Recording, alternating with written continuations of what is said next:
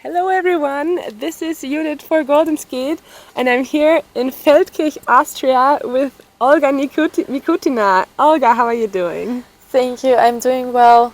How are you doing? Thank you, I'm also doing well. It's a pleasure to meet you here. And you're back in Austria and you also are training in the US. We're in the middle of the off-season. Maybe tell us a little bit, how is your off-season structured? How is life right now? My off-season structure is pretty well structured. In June I have practices. I just ended my vacation in May and now I'm trying to get back in shape, preparing for new programs, which I'm doing with Rostislav Sinitsyn very soon in Germany. And then it can be the new rules will come out from ISU, which means we will need to adjust the program content, improve more skating skills, and just prepare for new season. In July I have trainings camp in Switzerland, and then end of August probably I will go back to US. And then train there, study there. Yeah, Exactly. we'll come to that in a moment. But let's first talk about the skating a little bit because that's what we're here for. And you're still very young, but I think you have so much experience already. Maybe before I say anything, how would you describe your career so far? What were your highlights? How was your path? Actually, my career lasts already a long time. I'm doing figure skating since I'm 4 years old, which means already 16 years. And of course, I had a lot of experience already. I went to Olympics and I had 4 World Championships and European Championships. Every single time I'm enjoying this performance so much. The crowd, the audience, it's just amazing.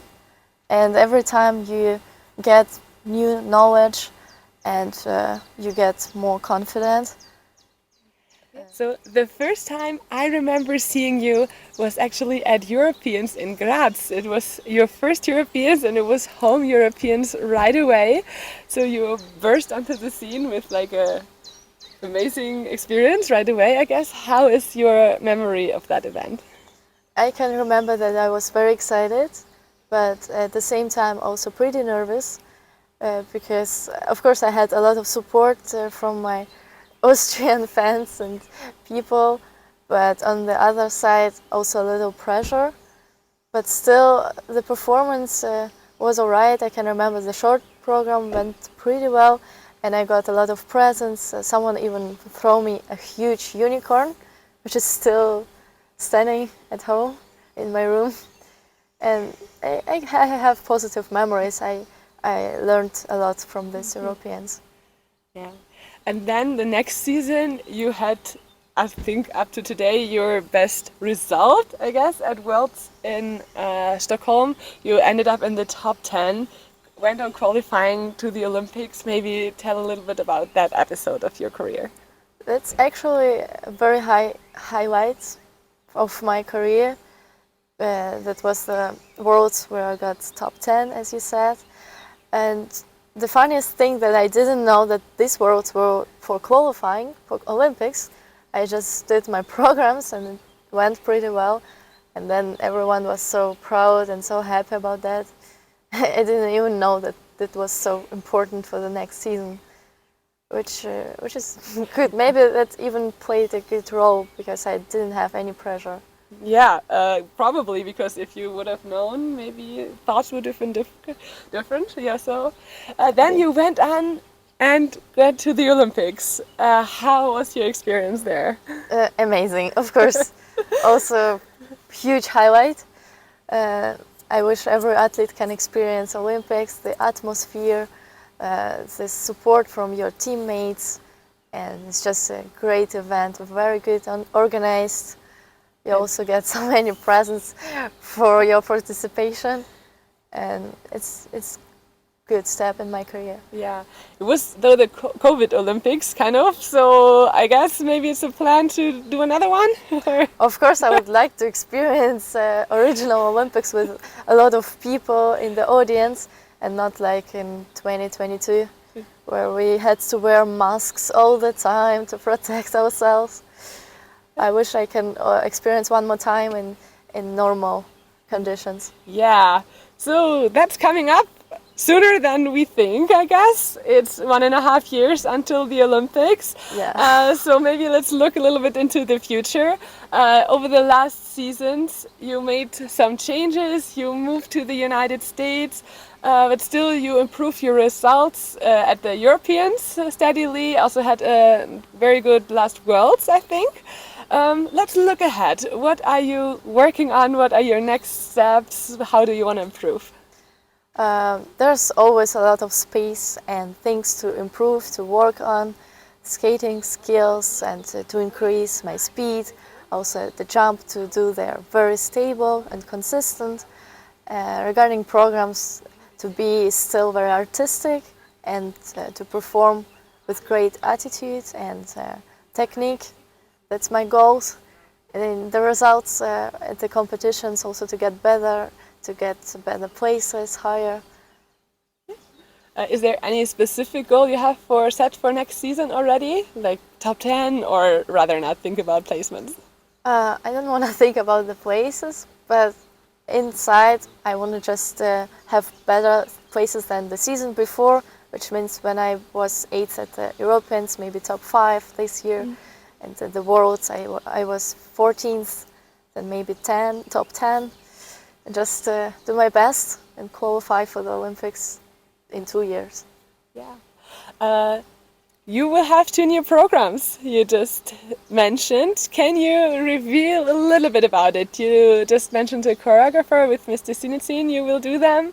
Yeah, any insights what direction you will go to? Well, let's keep it a little bit secret regarding the long program. I just can tell that this will be a very nice remix with a very long melody, a slow, and then in the middle passion and dynamic. And the short program I will keep the same. So not 2 new programs, 1 new program for you.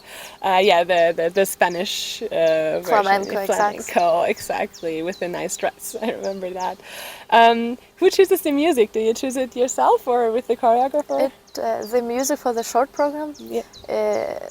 My coach Elena Romanova chose the music, yeah. And also for the free program as well. She recommended and I really liked it. But it will be remixed. My uncle does it. And also, actually, my professor from the university, he's a musician, and he did a small sample piece on the drums. That's a spoiler. The drums, okay, wow. And I guess it will be something new that you have, new style? Yeah, it's a mix of the old style and new. Yeah. You just mentioned your university professor, so let's jump into that topic because I found it so fascinating that last year you took the courage and just moved to the United States to start studying as a full-time athlete. How did this come along and how is your experience there? Well, I already had school with my sport to combine, and I thought after the graduating high school I need further to do more education, just also to focus on another things except the sport. And then I came up with the US because they have a lot of great universities and also good conditions for sports, and I thought it will be great to combine. And New Jersey was a great option. Also with finances, the university is more or less cheaper compared to another studies. Still very expensive, but my mom supports me a lot. That's great, and you can combine it with skating there. So maybe you can tell us, when you're at the US at university, how does a normal day look like for you? Alright, normal day. For example, let's take Tuesday. I wake up at 7 a.m. I prepare myself, then I go to practice at 8 a.m. I have ice warm-up first, then first ice training till 10 a.m. After that I go back to my dorm, which is just 10 minutes away walking. take my breakfast, prepare for my first class, go to university. Usually it's from 11:15 till 2 p.m. Then back to the ice rink, second ice training, and it can be that after that I have one more class, for example from 4 to 5 p.m. After that I have some free time to study or to meet with my friends. Also at the campus, it's really great. We have recreation center where I spend a lot of time because they have a great gym and a swimming pool. And for students, the entrance is for free, and I really like to hang out there. Also to do workouts or stretching routine. That's how my day looks like. Off the ice and also on the ice, I got the feeling over the last 1 or 2 years that you became so much more confident. Maybe also since you moved to the US. How do you evaluate that yourself? I would say many factors that influence that. First of all, I'm getting older, and with the years, just you gain more experience, and somehow the confidence build up. Also, I think the new team, which got bigger, and my move to US had another influence on me as a personality. Yeah.